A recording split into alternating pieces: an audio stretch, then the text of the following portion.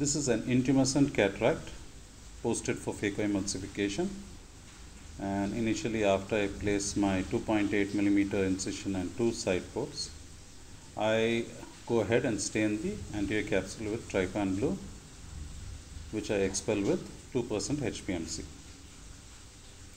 My plan here is to go ahead and do what is called a double rhexis. That is, initially I will do a 2 millimeter rhexis, aspirate the cortex, the free cortex and the equatorial cortex to break the equatorial block, and then extend this rhexis to a 5 mm one.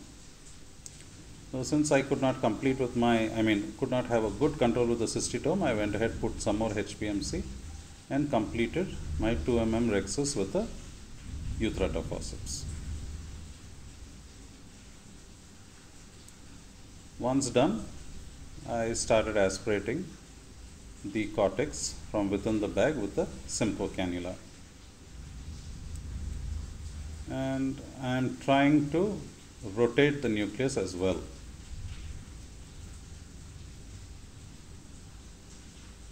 And just watch what's happening on the edge of the rhexis. I have moved my Simcoe a bit too aggressive, yes, at this spot.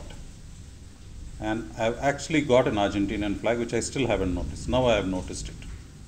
I have now noticed it. And can you see? There is a keyhole sort of capsulotomy. I don't panic. I go ahead. Don't aspirate anymore. Just fill the chamber with 2% HPMC. Take my micro scissors, make a nick on the lower part of that keyhole capsulotomy, and with my Utrata forceps, go ahead and grasping and regrasping. This is a little difficult to do because you will get a flap here. It sometimes is difficult to control. Don't lose patience. Get the right area and pull, otherwise you may go into the periphery.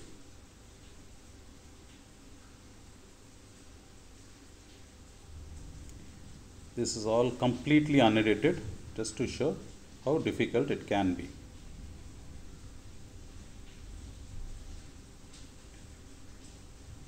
And there I have my crude rhexis. I then go ahead, I am not doing any hydrodissection. I go ahead with my phaco, and I have got a Sinskey hook in my left hand as a chopper. And I make the first chop.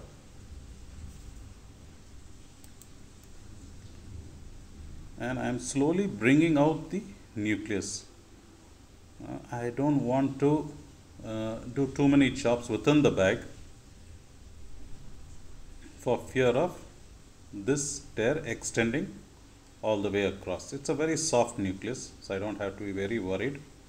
It's better that I take it out as a big fragment. And you can see my assistant using viscoelastic on the ports. This is in view of the new coronavirus directions. We are taking these precautions.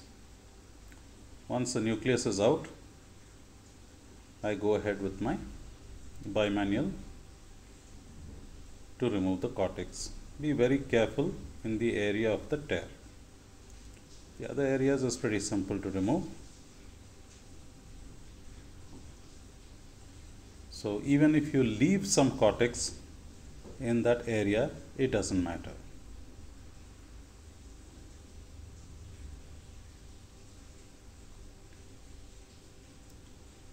And since there is some debris, some cortical fibers on the PC, I am cleaning that as well. So you know, this bag is, although its integrity is lost, it's pretty stable.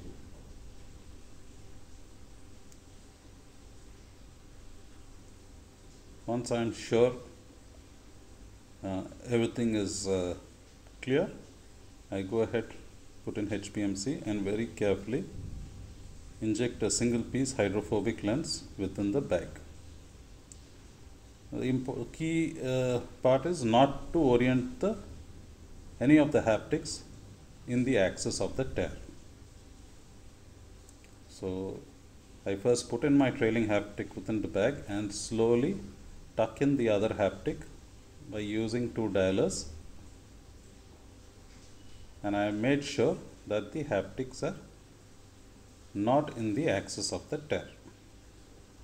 I then take my Simcoe and slowly aspirate all the HPMC, hydrate the wounds, put in my intracameral antibiotic and conclude the surgery. Thank you very much for patiently watching.